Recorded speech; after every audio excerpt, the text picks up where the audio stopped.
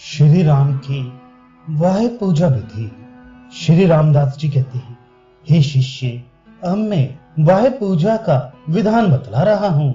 उपासक को चाहिए कि प्रातः काल उठे और शौच आदि से निवृत्त होकर स्नान संध्या आदि करे, फिर किसी तीर्थ, देवालय, गौशाला या पवित्र स्थान में देव पूजा प्रारंभ करे।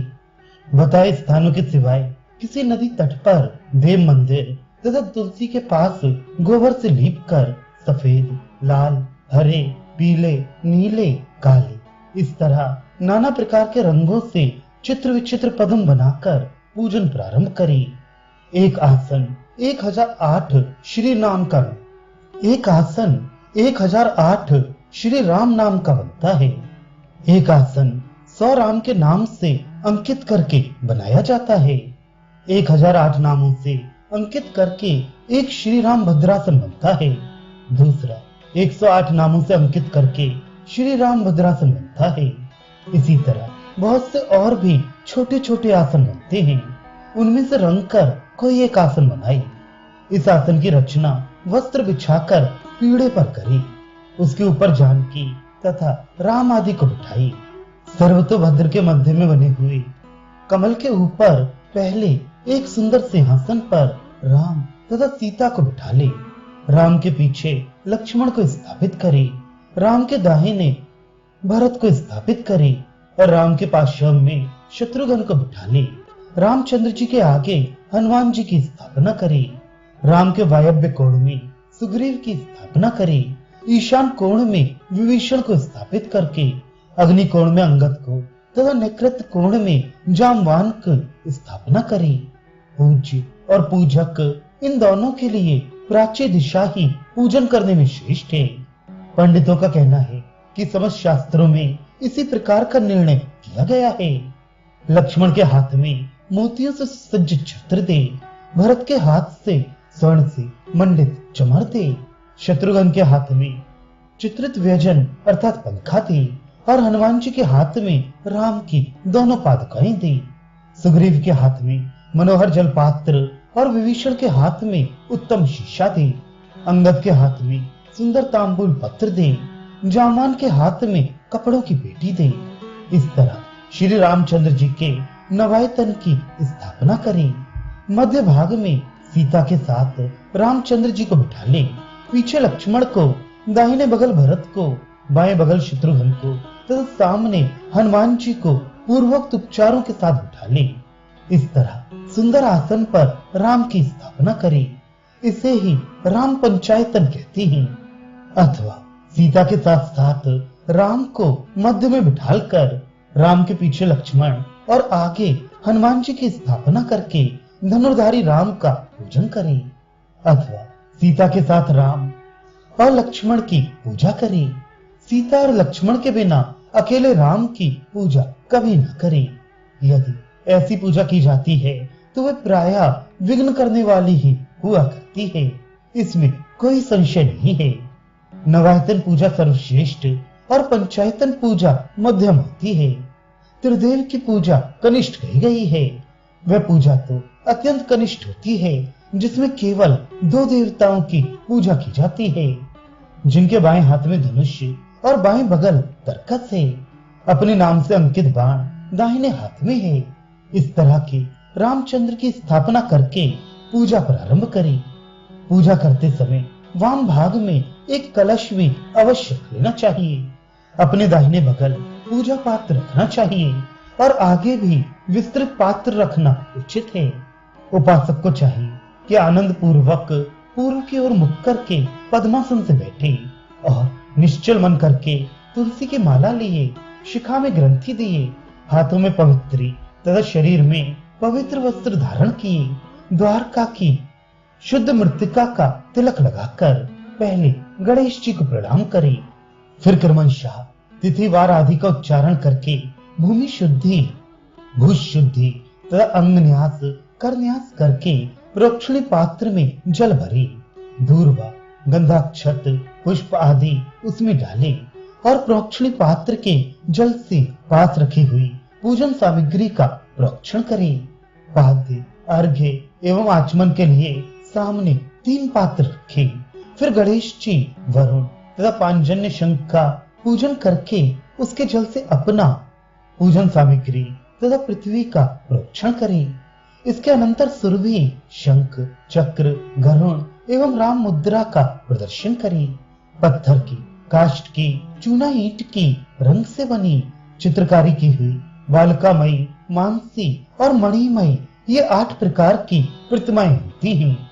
ये क्रियाएं कर लेने के बाद उपासक को चाहिए कि सीता के साथ बैठे हुए इस प्रकार के राम का ध्यान करे, जिनके 2 भुजाएं हैं, जो तुड़ी तथा धनुष बाण आदि विविध प्रकार के शस्त्र धारण किए हैं। उनके शरीर में दिव्य अलंकार पड़े हैं और वो पीला कौशेय वस्त्र धारण किए हैं। लक्ष्मण, भरत एवं शत्रुघ्न उनके साथ हैं। हनुमान जी उनके चरण की सेवा कर रहे हैं और राम उत्तम सिंहासन पर बैठे हैं। ऊपर सफेद छत्र लगा है, दिव्य चमर चल रहे हैं। विभीषण और सुग्रीव आगे खड़े वंदना कर रहे हैं। जामवान के साथ साथ अंगद जी खड़े स्तुति कर रहे हैं।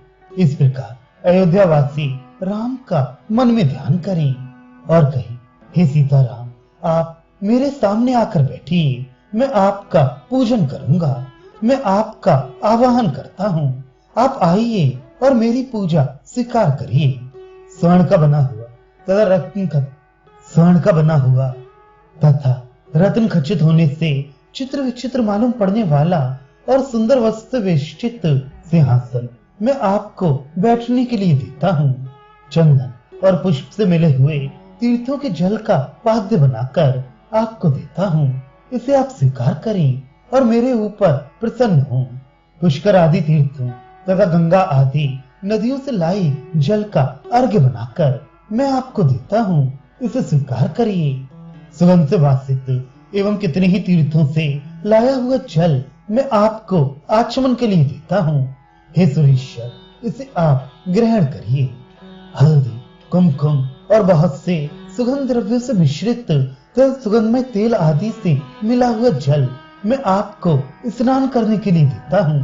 कामधेनु का दूध, नंदिनी गौ का दही, कपिला गौ का घृत, विंध्य पर्वत से उत्पन्न उत्तम मधु, सफेद पत्थर के समान चमकती हुई चीनी से मिला पंचामृत मैं आपको स्नान करने के लिए देता हूँ, इसे आप ग्रहण करिए।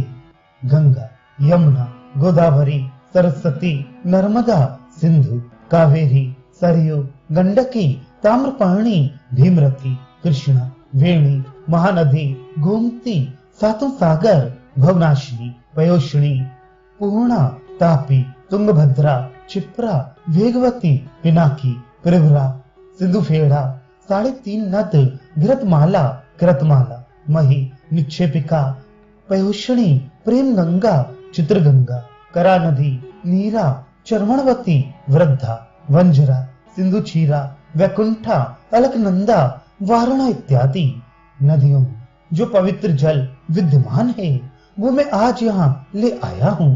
हे रघुत्तम, आप इसी से स्नान कीजिए। सब तीर्थों का पवित्र जल मैं आपको पुनराचमन के लिए दे रहा हूँ, इसे आप ग्रहण कीजिए।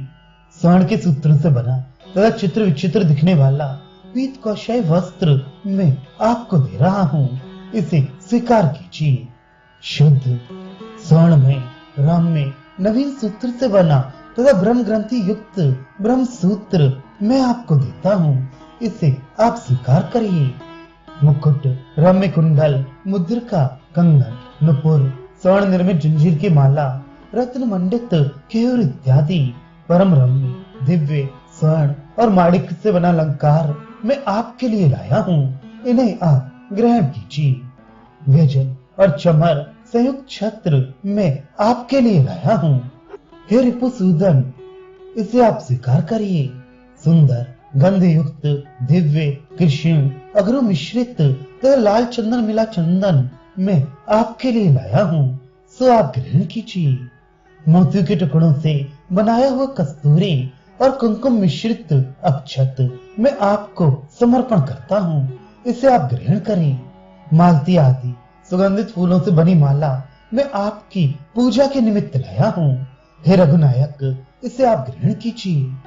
वनस्पति के रस से उत्पन्न गंध युक्त उत्तम सुगंध वाला और सब देवताओं के सूंघने योग्य धूप आपके लिए लाया हूँ, इसे ग्रहण कीजिए। घी से भीगी 3 बत्तियों वाले दीपक को लाया हूँ। हे तीनों लोकों का अंधकार दूर करने वाले राम, हे तीनों लोकों का अंधकार दूर करने वाले राम, इसे आप ग्रहण करिए। खाने योग्य अन्न, दूध, घी, चीनी तथा मधु मिश्रित नैवेद्य मैं आपको अर्पण करता हूँ, इसे ग्रहण करिए। आम्रादि खूब पके अच्छे अच्छे फल मैं आपको अर्पण करता हूँ, इसे ग्रहण करें।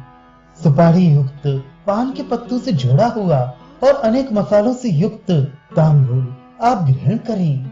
हे रघुनंदन, ब्रह्म से उत्पन्न तथा अग्नि के तेज से जायमान स्वर्ण मैं दक्षिणा के लिए आपको देता हूँ, उसे आप स्वीकार करें। श्री रामदास जी कहते हैं, हे वत्स, इस तरह मैंने विस्तार पूर्वक आवाहन से दक्षिणा तक के षोडश उपचारों को कह सुनाया। शेष पूजा विधि आगे बतलाता हूँ।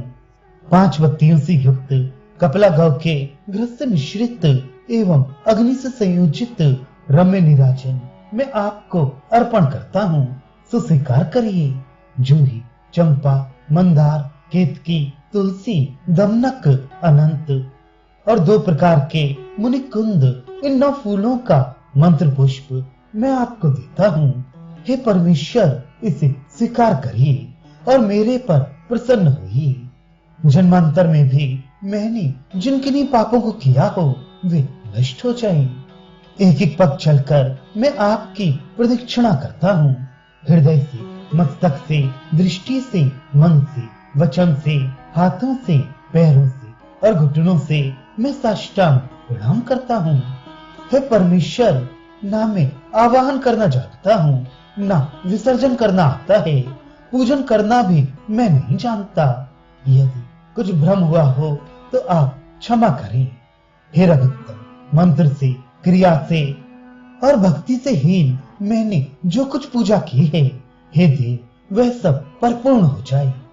इस तरह निरंतर भक्ति पूर्वक पूजन करना चाहिए और नवमी को विशेष करके ऐसा करना उचित है।